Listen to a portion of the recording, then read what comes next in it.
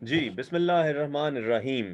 जी बेटा जी, तो last time हमने एल्गोरिदम वाला टॉपिक अपना जो है वो कवर किया था और उसमें हमने उसकी डेफिनेशन देखी थी, फॉर्मूलेशन ऑफ एन एल्गोरिदम देखा था और एक एग्जांपल देखी थी।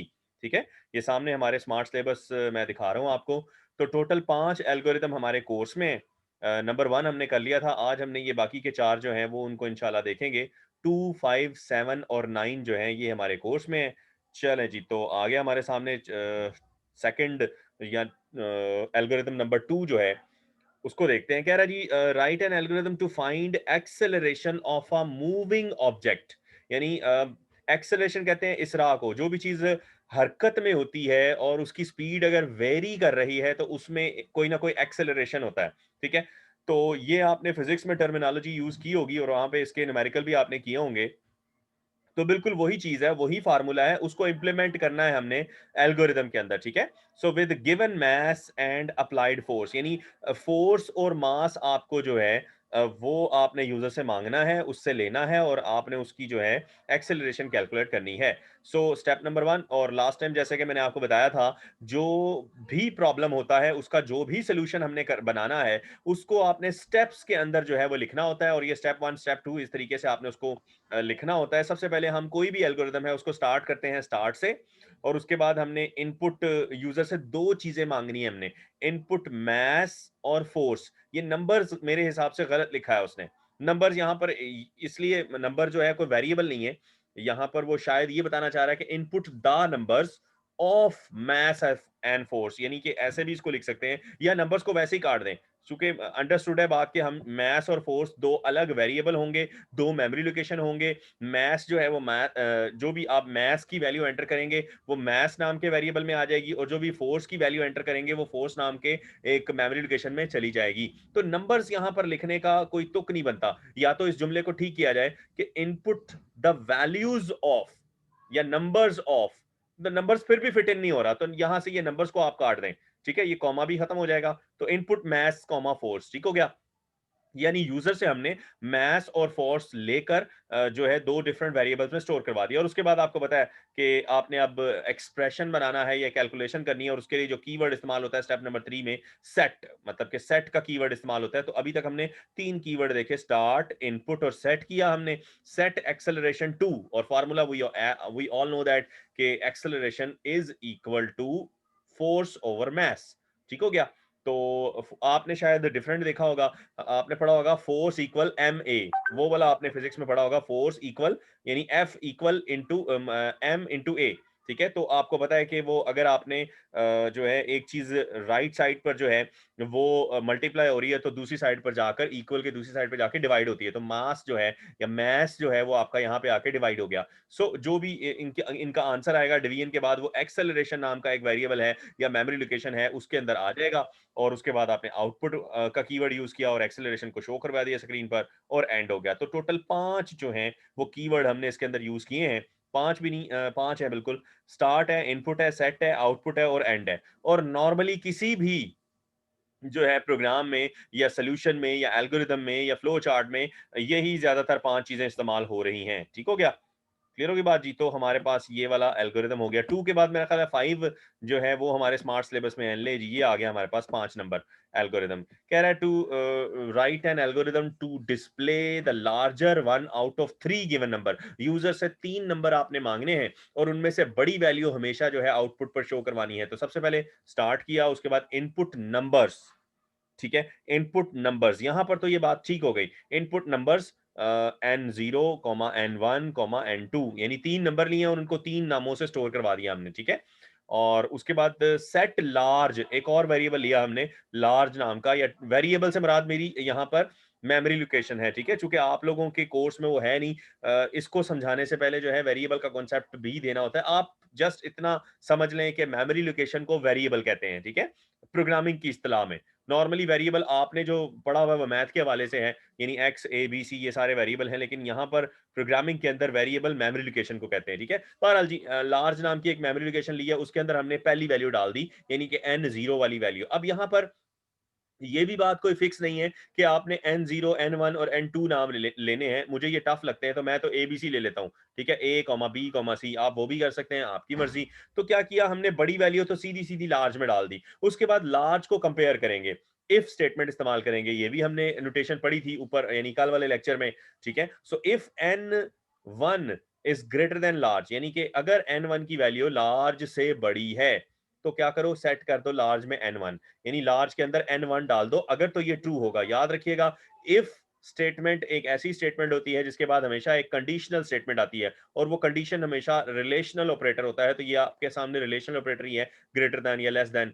तो N1 is greater then large यानी और कंडीशन जो होती है उसका आंसर हमेशा जो कंडीशनल स्टेटमेंट होती है ना उसका आंसर हमेशा हाँ या ना में आता है, ट्रू और फॉल्स में आता है। और याद रखिएगा इफ के बाद अगर कंडीशन ट्रू होती है तो उससे आगे जो काम होता है वो परफॉर्म होता है और अगर वो फॉल्स होती है तो उससे आगे वाला काम परफॉर्म एक्शन जो है वो परफॉर्म नहीं होता। इसकी मिसाल आप आम जिंदगी में ये ले लें कि आम जिंदगी में भी हम इफ को यूज करते हैं उर्दू लैंग्वेज के अंदर। अगर अगर है ना यानी अगर ऐसा हो जाए तो ये कर लो, अगर दरवाजा खुला है तो अंदर आ जाओ, अगर कुर्सी मौजूद है तो बैठ जाओ। यानी बैठने के लिए क्या चीज का जो है ट्रू होना जरूरी है। यानी अगर के बाद आम जिंदगी में भी हम जो कंडीशन या एक्सप्रेशन बोलते हैं वो कंडीशनल होता है और उसके बाद उसका आंसर हाँ या ना में आ सकता है यानी ट्रू और फॉल्स में आ सकता है। तो ट्रू होगा तो ही उससे अगला एक्शन जो है वो परफॉर्म होगा। सो N1 is greater then large. इसका मतलब क्या है कि अगर ये ट्रू होगा तो क्या करें लार्ज के अंदर N1 डाल दें और अगर ये फॉल्स है तो छोड़ दें। अगला देखें, अगली अगली लाइन पे आ जाएंगे। So if N2 is greater then large, फिर अगेन वही हमने काम किया, कंपैरिजन किया और फिर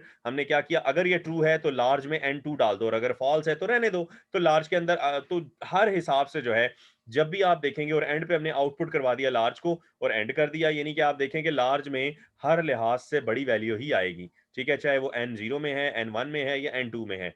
ठीक होगी बात जी। तो यही बात उसने जो है नीचे इंग्लिश में लिख दी है। कह रहा है इन this algorithm step 1 shows starting of the algorithm, step 2 shows that a user provides three numeric values. They are stored in computer memory with the names N0, N1, N2। आ गई वही बात कि कंप्यूटर मेमोरी में आपने इन नामों से store करवाया है। So in this algorithm initially we assume that, हम अज्यूम ये कर रहे हैं, हम फर्ज कर रहे हैं शुरू में कि शायद N0 जो है वो सबसे बड़ी वैल्यू है, the largest value is N0 and we compare it with the other two values और दूसरी वैल्यूज के साथ, दोनों वैल्यूज के साथ तो हम इनको जो है वो कंपेयर करेंगे।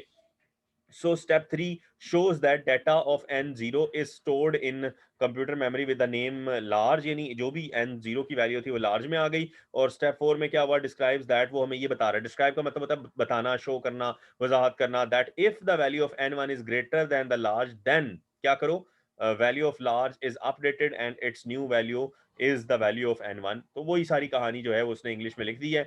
आप इसको चाहिए चाहें तो पढ़ सकते हैं डिटेल से। ले जी 5 नंबर के बाद हमारे पास जो है वो 7 और 9 है। चले जी तो 7 और 9 को पढ़ते हैं, 6 हमारे कोर्स में नहीं है। ठीक हो गया जी। चलें जी, क्या कह रहे हैं जी, इंटरेस्ट रेट कैलकुलेट कर, find the interest on an amount. Interest basically rate ही होता है।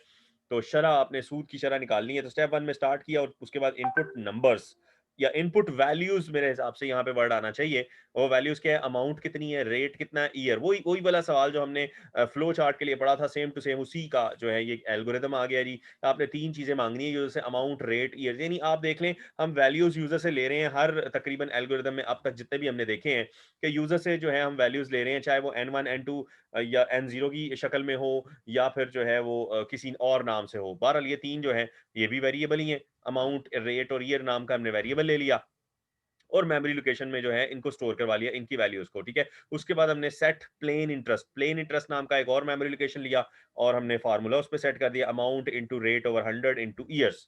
तो ये आपको हम जो है अब तक मेरा ख्याल है फार्मूला याद होगा क्योंकि लास्ट जो है इससे पहले जो फ्लो चार्ट जब हमने पढ़े थे तब भी हमें यही फार्मूला जो है वो देखने को मिला था। तो जो भी फार्मूला उसको आपने अप्लाई किया वो प्लेन इंटरेस्ट में आ गया, उसके बाद आपने आउटपुट शो करवा देनी है प्लेन इंटरेस्ट की और एंड करवा दिया। ठीक है जी, कोई इसमें मेरा ख्याल है कोई लंबी चौड़ी या कोई टेक्निकल इतनी बात नहीं आई। ये फार्मूला ही है, इसको आपने अब याद करना है, अमाउंट इनटू रेट। और रेट चूंकि हमेशा परसेंटेज के हिसाब से होता है इसलिए उसको 100 से डिवाइड करना होता है और उसको मल्टीप्लाई करवा देना है आपने ईयर से।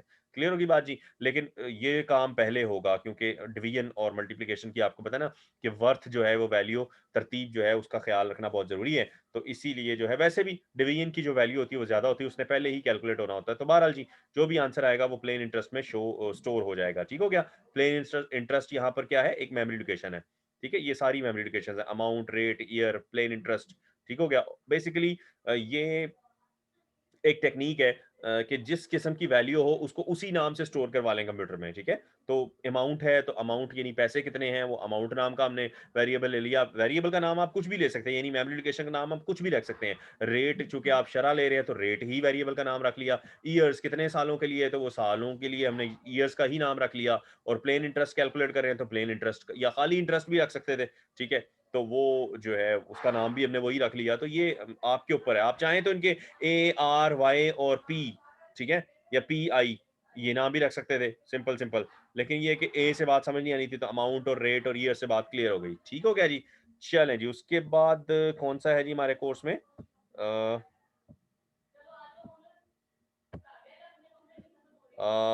उसके बाद है जी 7 के बाद 9 नंबर। तो 9 जो नंबर है वो एल्गोरिदम देख लेते हैं। लास्ट एल्गोरिदम है आज का हमारा। 8 फॉरन ईट वाला बहुत सिंपल था, वो नहीं है हमारे कोर्स में। चलें जी। कह रहा है find even numbers in integers ranging from n1 to n2। यानी आपने जो है वो दो वैल्यूज एंटर करवानी है, एक रेंज लेनी है यूजर से।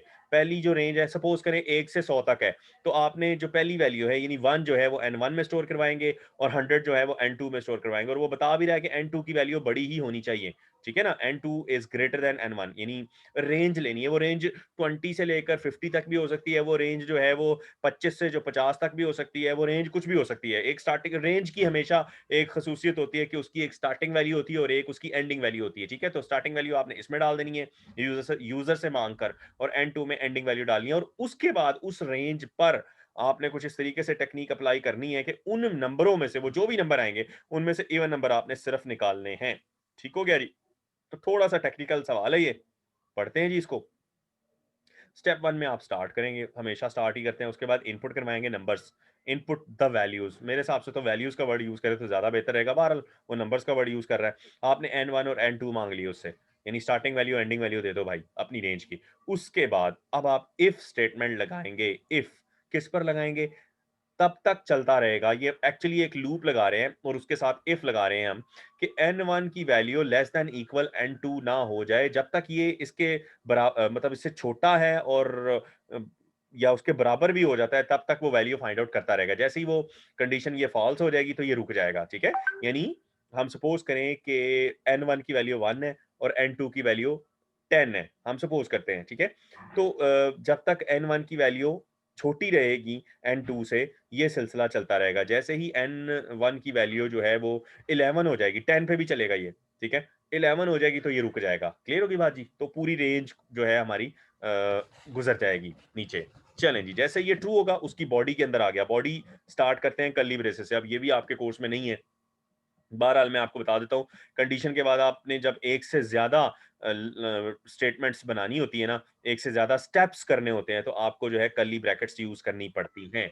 ठीक है, ये एक फिनोमेना है। अब आपके कोर्स में मतलब छोटी छोटी बातें हैं, लेकिन कहीं ना कहीं वो ऐसी चीज यूज कर जाता है जो जिसके लिए पूरे प्रोग्रामिंग के कॉन्सेप्ट देने पड़ते हैं। बहरहाल जी, तो कंडीशन के बाद आपको कर्ली ब्रेसेस लगानी है। क्यों लगानी है? जहां पे एक से ज्यादा आपको ऑपरेशन करने हैं इफ के बाद। ठीक है, ले जी, एक और इफ लगाया, इफ के अंदर एक और इफ लगाया। इफ आपको पता है इवन या ऑड नंबर हम कैसे फाइंड आउट करते हैं? मॉड ऑपरेटर यूज करते हैं, मॉडुलस ऑपरेटर। ठीक है, इसका हमने जिक्र किया था पहले। मॉड कैसे निकालते हैं? मॉडुलस ऑपरेटर जनाब ऐसे काम करता है कि आपने इंटीग्रल डिवीजन करना होता है। ठीक है, किसी भी चीज को आप इवन नंबर का फाइंड आउट कैसे करते हैं? आप सपोज करो हमारे पास एक नंबर है 12। ठीक है, 12 नंबर है, इसको आपने क्या करना है? टू के साथ मॉड लेना है। टू के साथ मॉड लेना है यानी सिंपल डिवाइड करना है। और आपको पता है 6 के साथ आप डिवाइड करेंगे तो ये आपको पता है कि 12 आ जाएगा।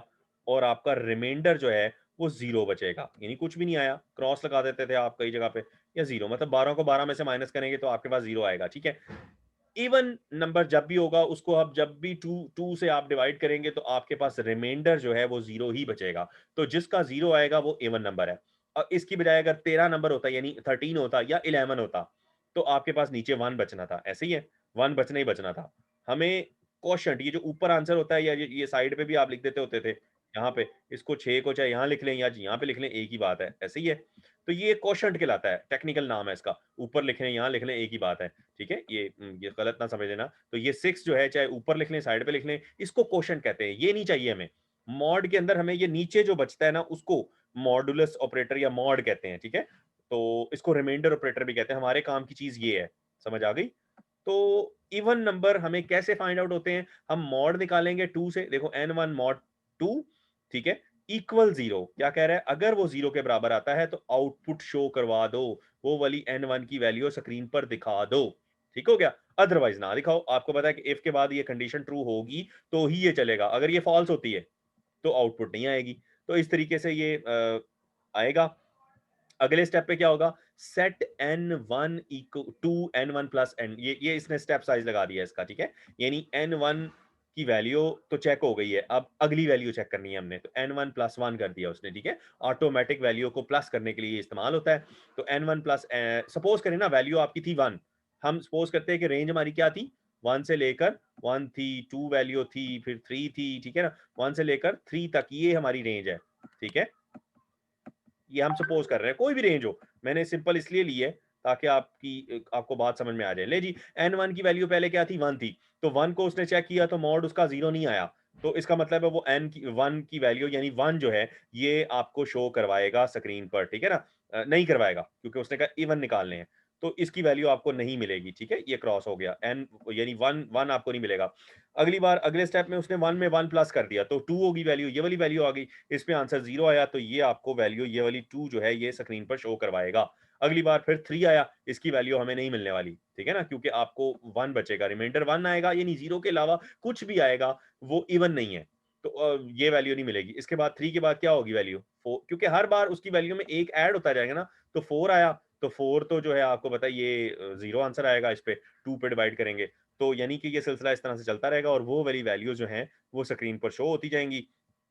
और उसके बाद जैसे ही ये बंद हो जाएगा, खत्म सिस्टम खत्म हो जाएगा, और मतलब जैसे ही ये प्लस करेगा स्टेप 3, यानी स्टेप 3 पे दोबारा आएगा, वो उसको चेक करेगा। ये एक लूप लगाया हुआ उसने, ठीक है ना?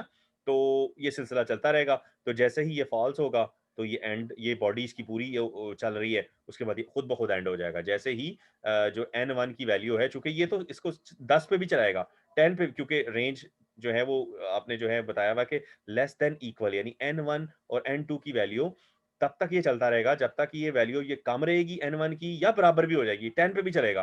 पर जैसे ही 11 होगा तो ये फॉल्स हो जाएगा, तो ये बॉडी से बाहर निकलेगा और उससे अगली स्टेटमेंट एंड है, तो ये प्रोग्राम या आपका जो एल्गोरिदम है वो एंड हो जाएगा। ठीक है जी? तो ये आज का हमारा टॉपिक था जी। आई होप आप लोगों को जो है मैंने कोशिश तो की है कि बातें आपको समझ में आ जाएँ। तो इस हवाले से अगर आप लोगों का कोई सवाल हो तो वन बाय वन करके आप लोग पूछ सकते हैं।